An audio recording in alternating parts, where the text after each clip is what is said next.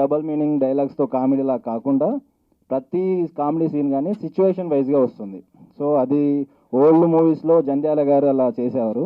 Next మన రాధాకృష్ణ గారు మా సినిమాలో చేశారు.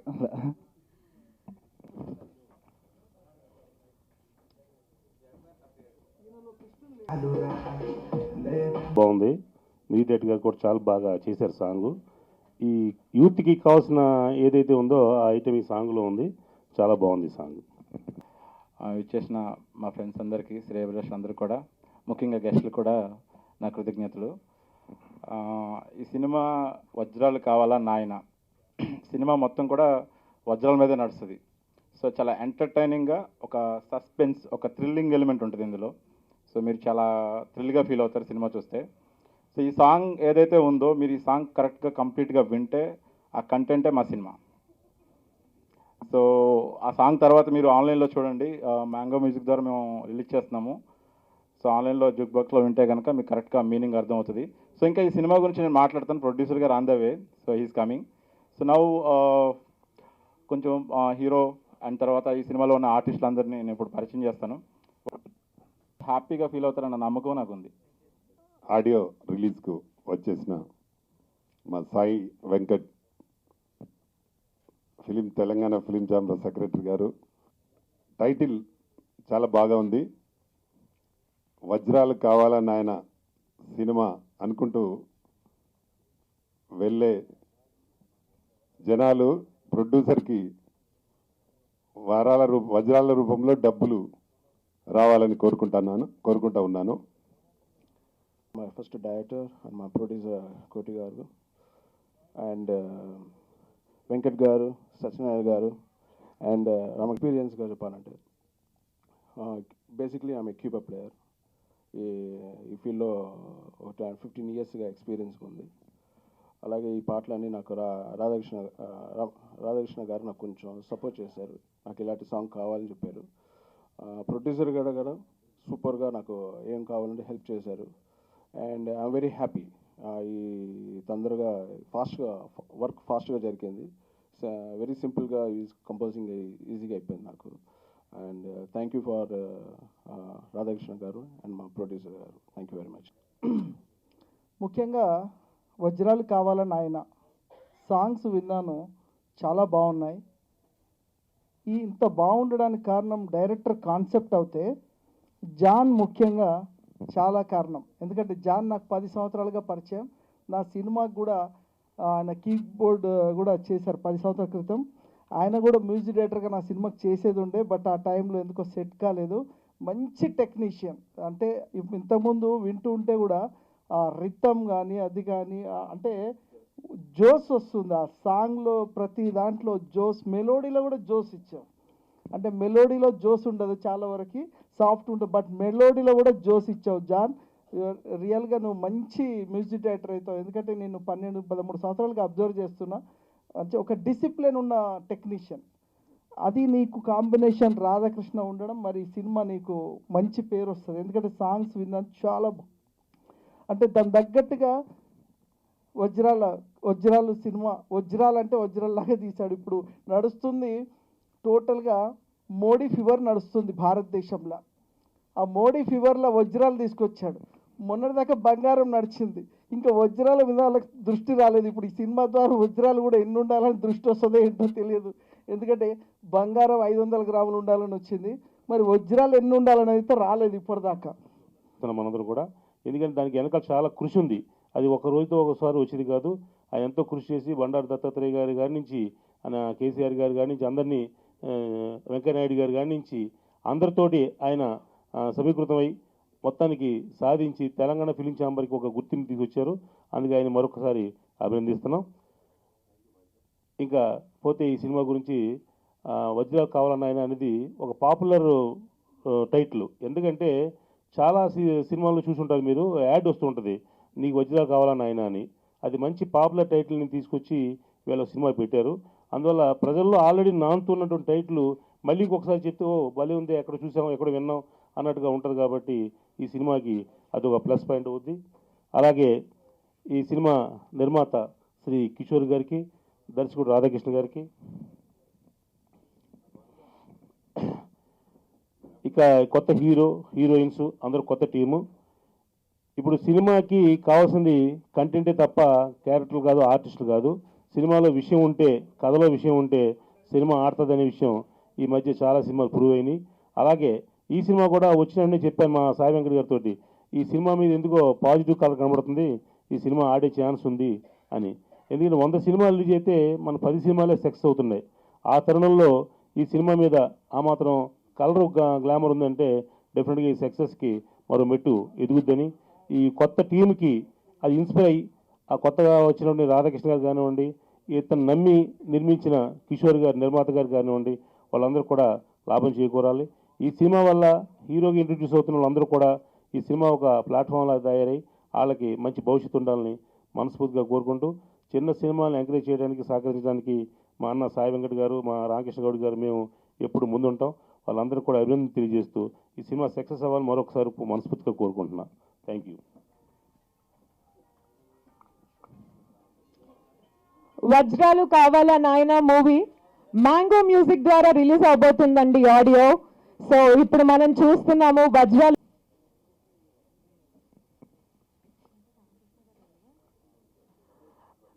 Ramakrishna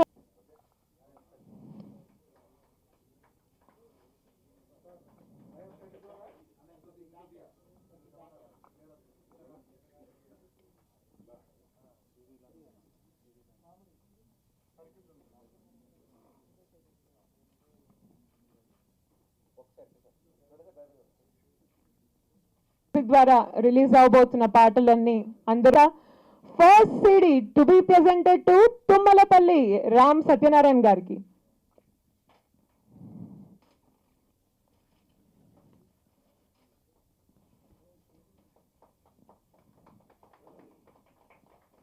claps please.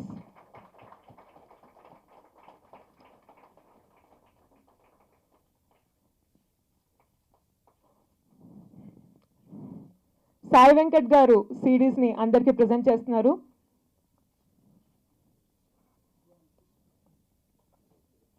సో వజ్రాలు కావాలా నాయన టీం మొత్తం కూడా ఆడియో సిడీస్ ని చూపిస్తూ ఫుల్ హ్యాపీగా ఉన్నారు అందరూ.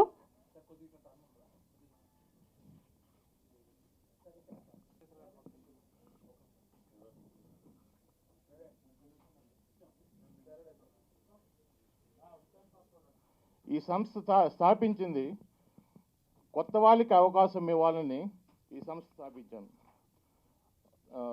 మొట్టమొదటి ప్రయత్నంగా నేను వజ్రాలు కావాలనైనా అనే మూవీ స్టార్ట్ చేశాం. ఈ ప్రయత్నంలో మొదట ఒక స్టోరీ రాసుకున్నాను. ఆ స్టోరీకి డైరెక్టర్ తీసుకోవాలని ఆలోచిస్తుంటే చాలామంది నన్ను కలిశారు. చాలామంది కలిసి మాకు స్టూడియో విఎఫ్ఎక్స్ స్టూడియో ఉంది. దాంట్లో విఎఫ్ఎక్స్ సూపర్వైజర్గా పనిచేస్తున్న మన రాధాకృష్ణ గారు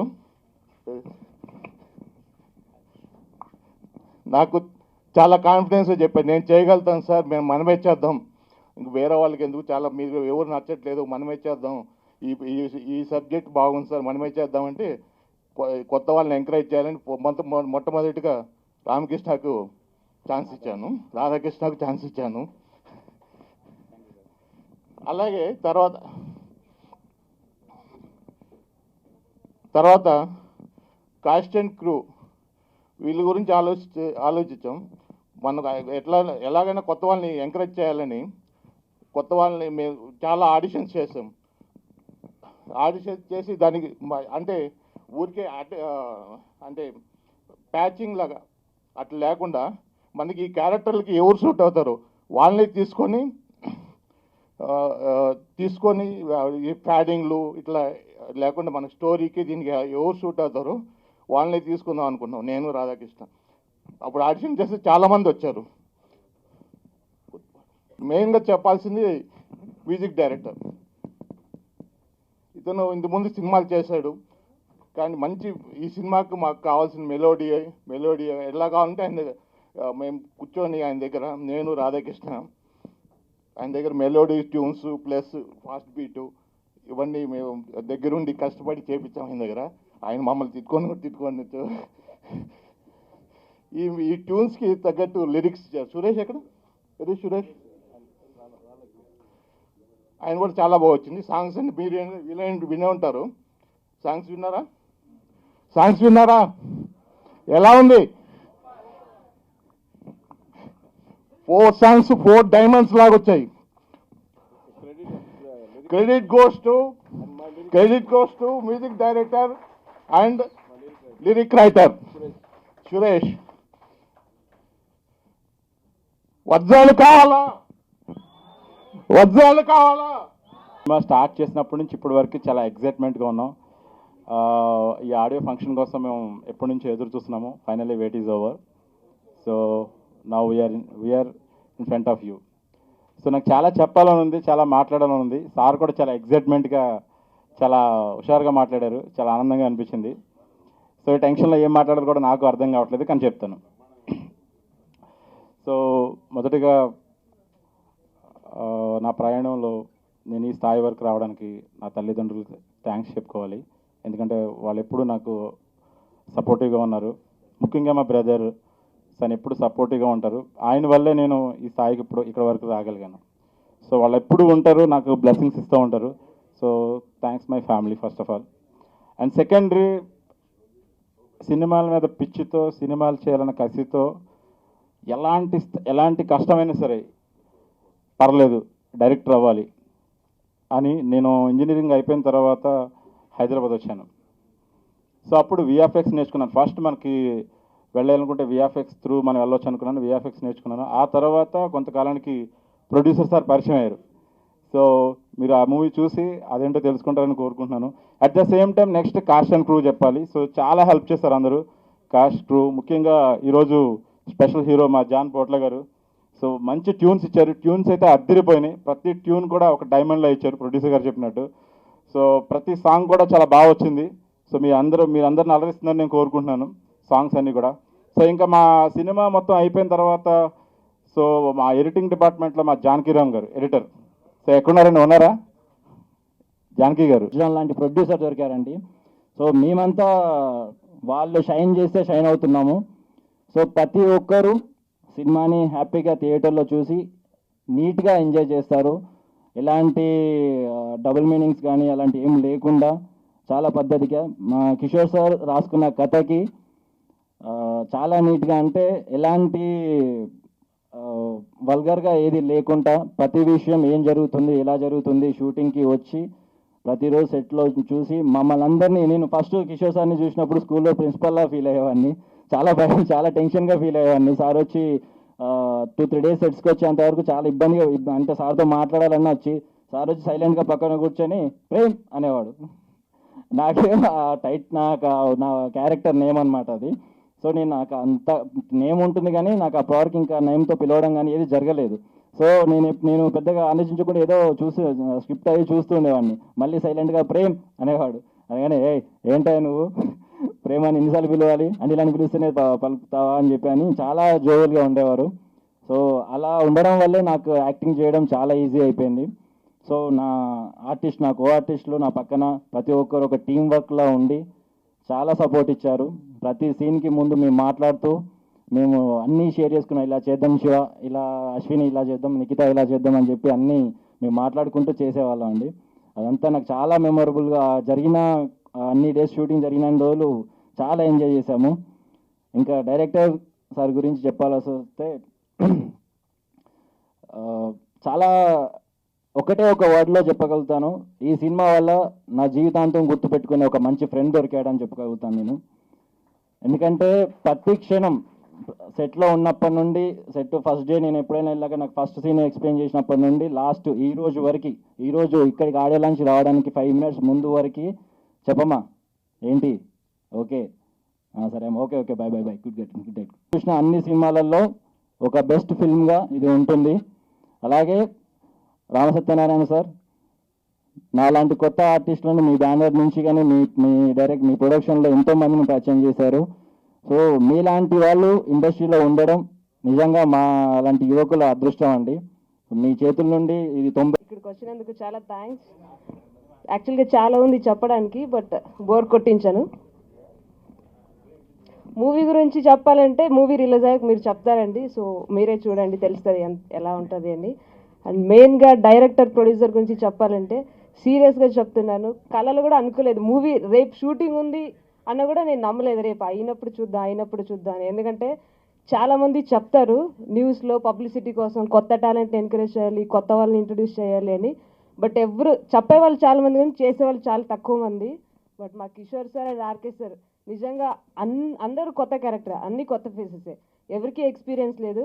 మన అందరినీ పెట్టుకొని చాలా రిస్క్ అనుకోవచ్చు, రిస్క్ తీసుకొని ఒక మూవీ కంప్లీట్గా చేశారు, సక్సెస్ఫుల్గా షూట్ చేశారు. సో యాక్చువల్లీ చాలా టెన్షన్గా ఉంది మాట్లాడడానికి, ఇది మా ఫస్ట్ టైం అనమాట స్టేజ్ మీద మాట్లాడడం. సో నేను లైఫ్లో మర్చిపోలేని ఇద్దరు వ్యక్తులు అంటే RK sir and Kishore sir. సీరియస్గా చెప్తున్నాను సార్, కొంచెం ఎమోషనల్గా కూడా ఉంది. చాలా థ్యాంక్స్ అండి, ఫస్ట్ టైం నేను నిజంగా అనుకోలేదు ఇక్కడ దాకా వస్తానని, చాలా కష్టం ఇలా రావడం.